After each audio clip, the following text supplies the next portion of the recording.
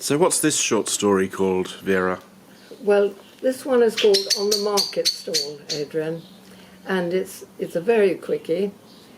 We sometimes get exercises to do very short stories in our group. In Eastbourne, this one is called On the Market Stall. I see it simply as a way of recycling, don't you? Sheila was speaking to her neighbour on the adjacent stall as they both sipped coffee from their flasks early one Friday morning. Not only are we helping the planet, but it's also lovely working in an atmosphere where people help each other. They'd stalled out an hour earlier at the once-weekly Bermondsey Antique Market in southeast London. Many of the dealers arrived overnight and slept in their vans until around 4 a.m, when customers arrived with their torches and started searching through the boxes as the sellers started unloading. This particular Friday morning, Sheila and Lucy had arrived about the same time, about 5:30, and an hour later their wares were set out, and Sheila had already taken her first £100. It was winter, and unexpectedly snow started falling. People quickly removed any maps, books or other items that could get damaged by the humidity. "What rotten luck," said Lucy. She had some lovely 19th century botanical watercolours for sale. True, they were covered by a plastic film, but this would be no protection against the insidious moisture of falling snowflakes.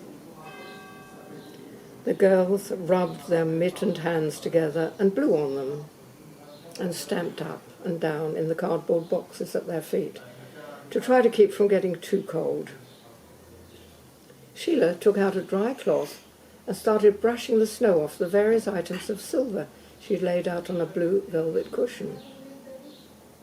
These items wouldn't come to any harm in the snow, but as the flakes fell faster, she had to move the objects around and dry them to show them to advantage. She was particularly pleased with a beautiful set of Art Nouveau silver buttons she had recently bought. They were in their original leather-covered box and depicted a young woman's head with swirling tresses, and each had a tiny sapphires in a poppy behind her ear. They were exquisite, and several punters had already asked their price, but she wouldn't budge from her goal of getting at least £220 for them. She felt they merited that, especially as they were marked by a good London hallmark, a silversmith. The snow thickened, and by 10 a.m. most of the stallholders were packing up. They'd had enough of the cold, and the buyers were also going home. The goods were hardly visible in the falling snow, and the excitement of the early morning scramble had abated. Lucy was rather elated. She had sold her watercolours from the back of the car, and generally speaking, had taken a good week's wages in a couple of hours. Sheila, on the other hand, was somewhat despondent. "What do you think?" she said. "Someone must have nicked one of the silver buttons from its case while I was putting my stuff away. It halves their value, and I really hate it when things get broken up." She was still grumbling when she drove off home half an hour later.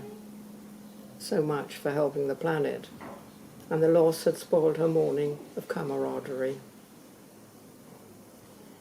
By now, the marketplace was almost empty, and the council's cleaning contractors moved in and started to fold up and remove the tables and the debris the dealers had left behind.